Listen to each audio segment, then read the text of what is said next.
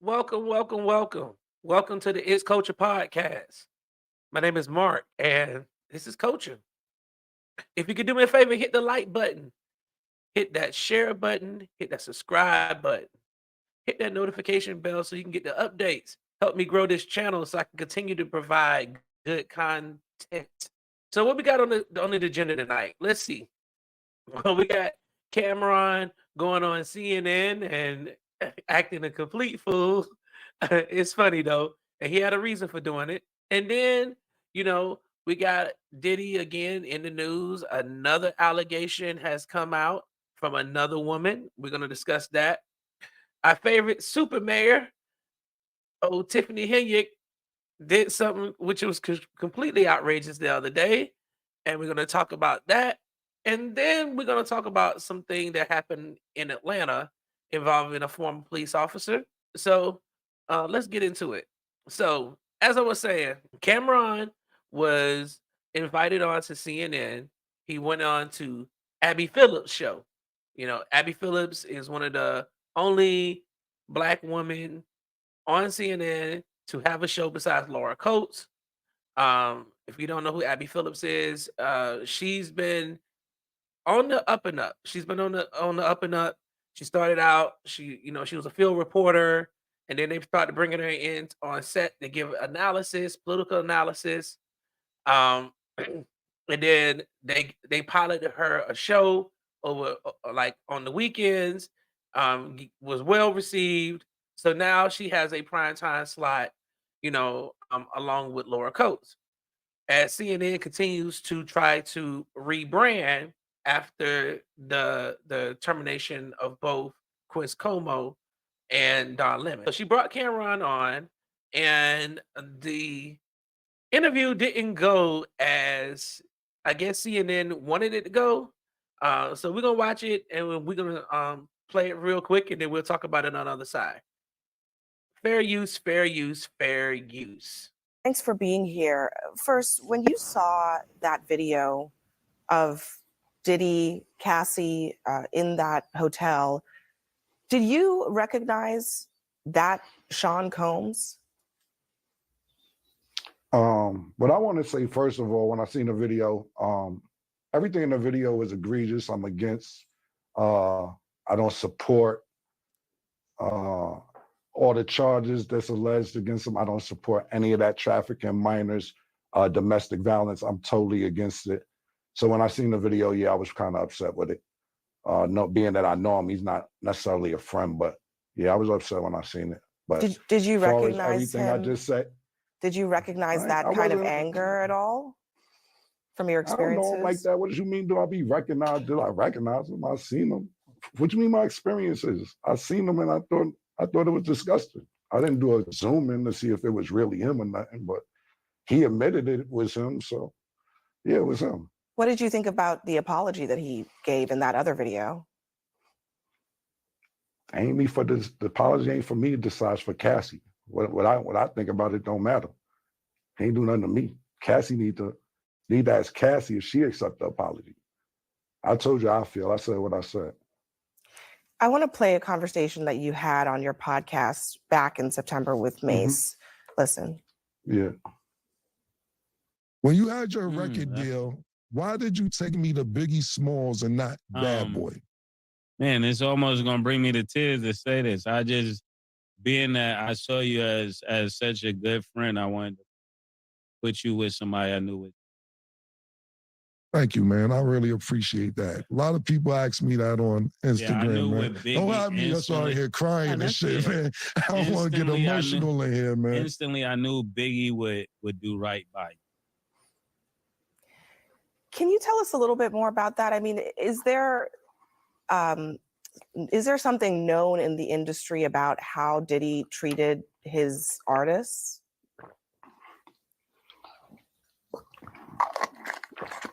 So I'm going to get some cheeks after this horsepower joint. I'm just going off what Mace said. Mace took me to Biggie. I don't really know Puff like Mace know Puff.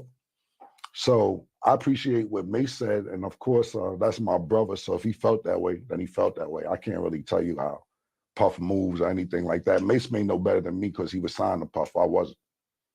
But my show does come on at 8 a.m. Eastern on YouTube. It's called It Is What It Is, and y'all make sure y'all check it out. I mean, I might get some more information out of Mace from there, but for me to tell you how Puff act and all that, I don't know. I never was signed to him. Yeah. What about the industry in general? I mean, so many people have pointed out that Diddy couldn't get away with this stuff if there weren't a lot of people protecting him. Do you think that's the case?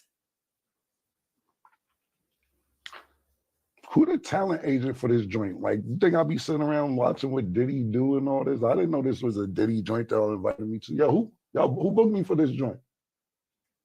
All right. Wow, and I'll be sitting Cameron, around watching Diddy and all that. Yeah, thanks. Man, come on, man. Thanks for joining us. Thank you for your time tonight. Yeah. Absolutely hilarious. Yes, he went on and that was it, and he said what he said. But Cameron did on his podcast show, he actually did come back and say like the real reason why. And it's important to know that Cameron and Mace, they do a lot of stuff for the community. And I think that he got kind of irritated. Well, he actually said he got irritated because they brought him on to talk about another dude that he don't really know like that, and to try to get him to denigrate where they don't never bring them on to talk about all the positive stuff that they're doing. And I think moving forward when it comes to like journalism and like bringing these rappers on or people who are from these artists past when things go wrong, you're going to start seeing more and more of them uh pushing back on coming on to these platforms to give space to this.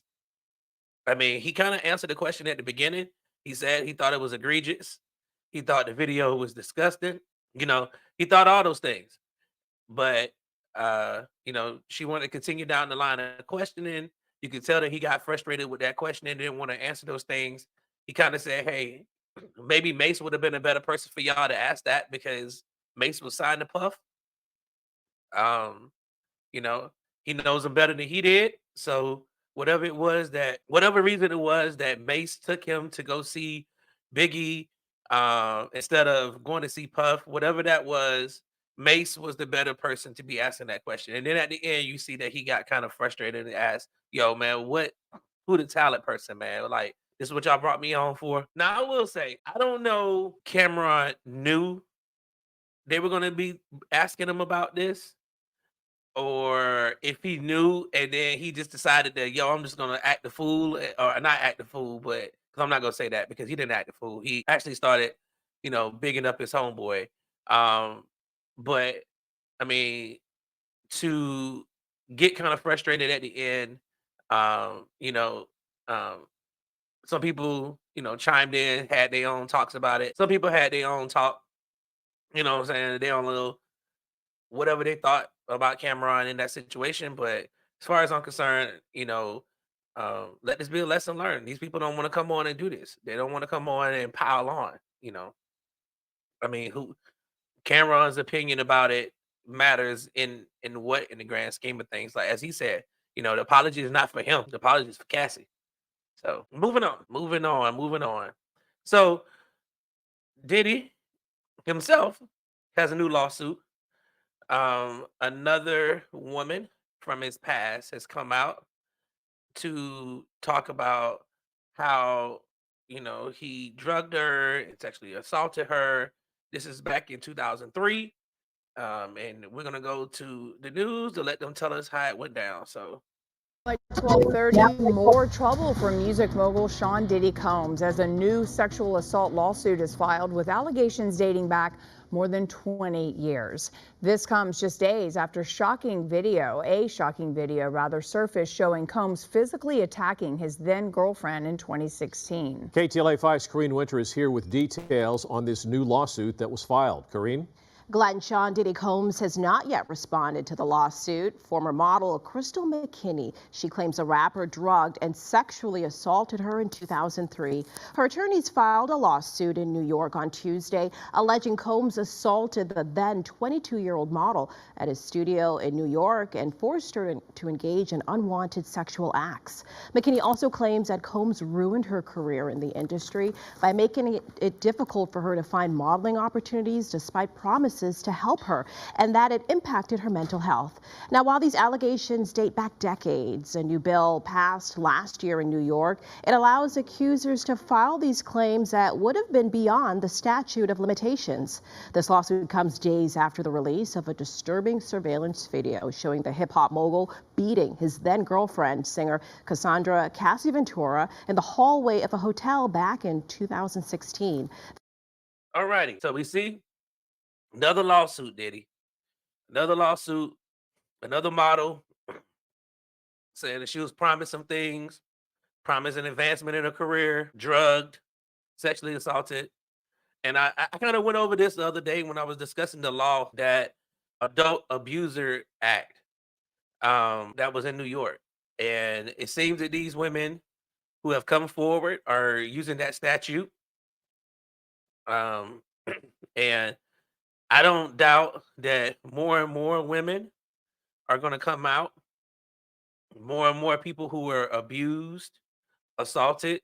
I mean, we just, I don't know if y'all saw, but we also had Shaka Khan's daughter who alleged that Diddy was verbally abusive to her mother.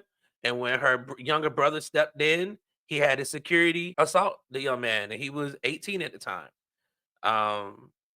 So these allegations, this is what happens. One person files, and then it's just that domino effect of more and more people getting the courage to come out and speak their truths. Now we know some of these are going to be fraudulent. It always is, but for the ones that are have truth to them, we'll see what's going to happen. But I don't think that this is over. I think that there's a bigger case to be made. I think all these things are kind of adding up, and it's going to be something huge like a RICO case or something. And then that is what he in this situation, that's definitely not what Diddy wants.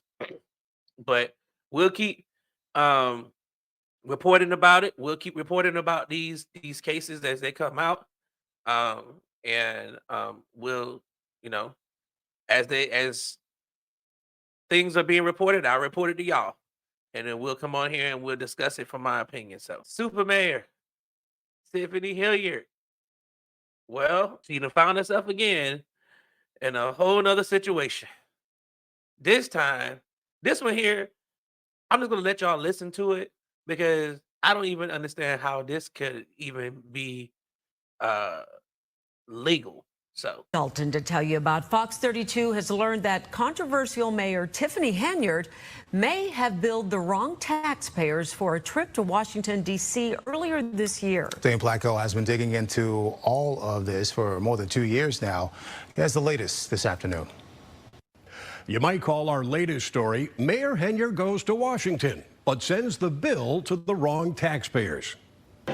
Hey guys, this is Super Mayor Tiffany Henyard, the people's mayor, and I am in the White House.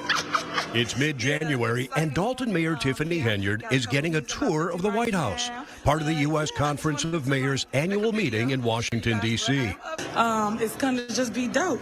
But I'm just turning around so you can see, got a group of people, gonna go in some rooms, and yeah, oh my God. And even a photo op with the president himself. But there's a big problem with who paid for Henyard to be here. These appropriations are misappropriations. We showed credit card statements for the trip to veteran municipal lawyer Bert Odelson, who represents Dolton trustees opposed to Henyard. Every time I say I can't believe that she would do something, here comes another.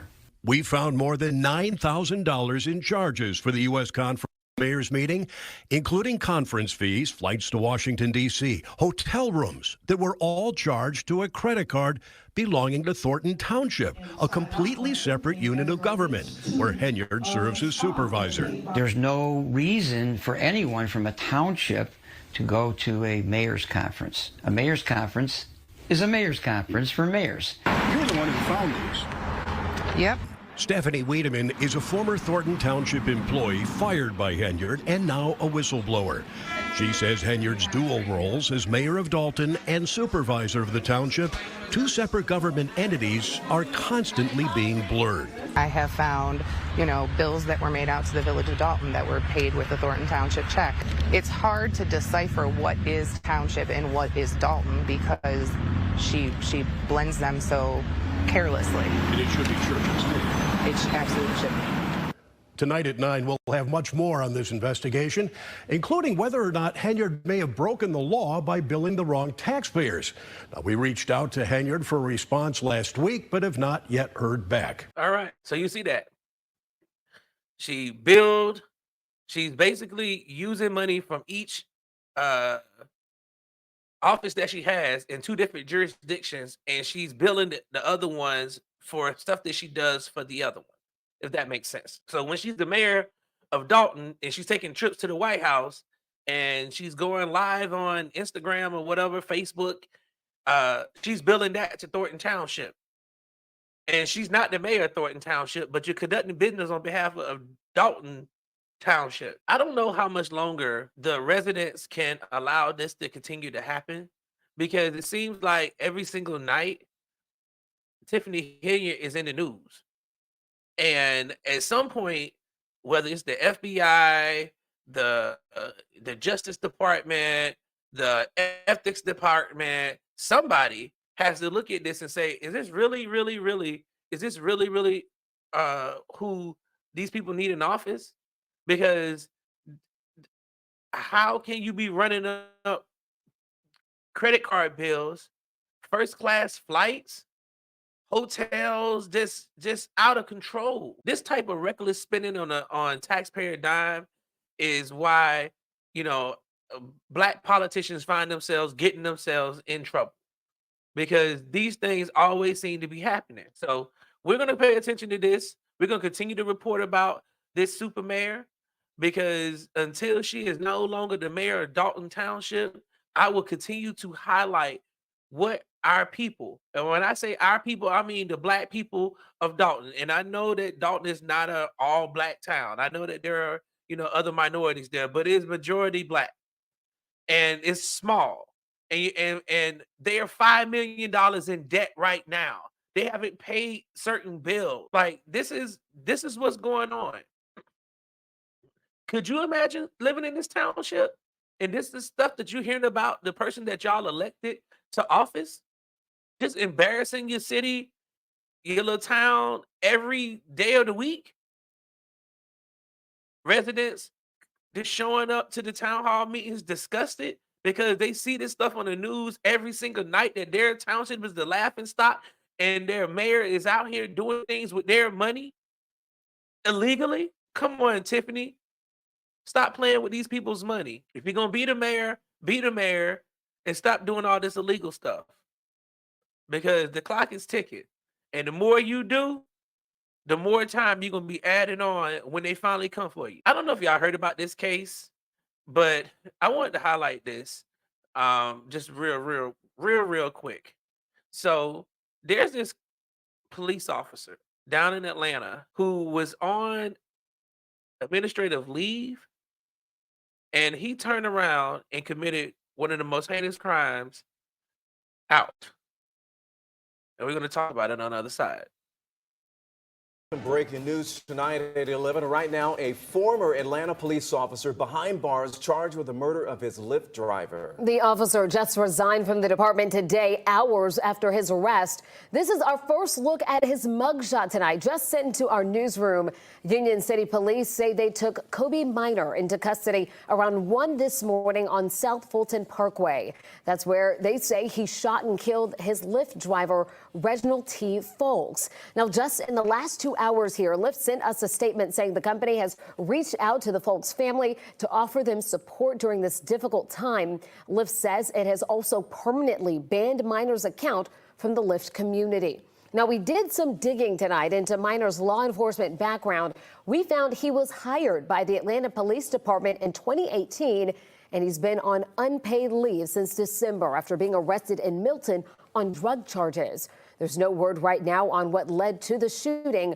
We'll, of course, keep you updated as we learn more. How did this happen? This guy he wasn't even on the force 6 years. Drug charges. He's arrested on drug charges. They put him on administrative leave after the drug charges, which is funny. He only resigned after he caught the murder charge today. Well, this was 5 days ago.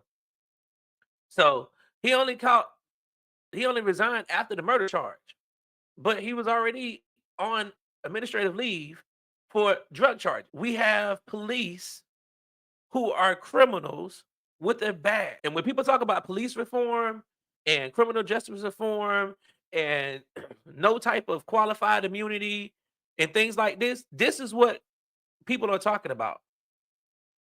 Because this police officer was out here doing things illegally. He was breaking the law, and he was doing it with a badge. Now, this time he didn't kill a Lyft driver. Now, the little backstory behind this, from what has been reported and what I've been able to gather and research, was allegedly he thought his Lyft driver was coming on to him, meaning that he thought the male Lyft driver was actually, putting on, trying to hit on him, making a pass at him. And he decided to kill the Lyft driver. Like, what? How does it seriously, dude? So I don't know what's going to happen in this case. I don't know how fast, Fonnie Willis, District Attorney's Office, is going to put this case. If it's going to take the family of this Lyft driver a couple of years to get justice, because we know that DA Fonnie Willis is knee deep in her Trump case and the case against Young Thug. So who knows how long this Atlanta police officer is going to be able to sit in jail and wait for justice to be done. But it should be swift. Even if he takes it to trial, a guilty verdict should be what comes out of it, and he should spend the rest of his life in prison, because this was absolutely egregious. There was no need for it. It was totally uncalled for, and someone's life has been taken from them while they were out just trying to make a living. They were out just trying to make a living, and now they've had their life taken from them because some overzealous punk who had a badge decided to take his life. That's my time for tonight, y'all. Thank you all for tuning in. Like I said earlier, hit that like button, hit that share button, hit that subscribe button. Help me grow this channel. Help me get to 1,000 subscribers. And until next time, let's keep it culture, and I'll see you later.